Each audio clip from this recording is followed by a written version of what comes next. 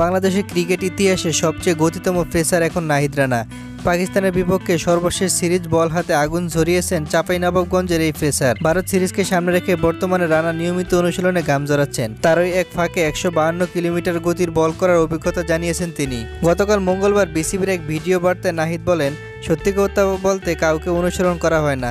বাংলাদেশের সব পেস বোলারকেই ভালো লাগে, কারণ টিভিতে তাদের খেলা দেখে বড় হয়েছি। যদিও আমি কারো মতো হতে চাই না, আমি নাহিদ রানার মতোই হতে চাই। এরপর 152 কিলোমিটার বেগে বল করা নিয়ে নাহিদ বলেন, এটা কখনো অনুভব করিনি যে 152 কিলোমিটার গতিতে বল করতে হবে বা এর চেয়ে জোরে করতে হবে।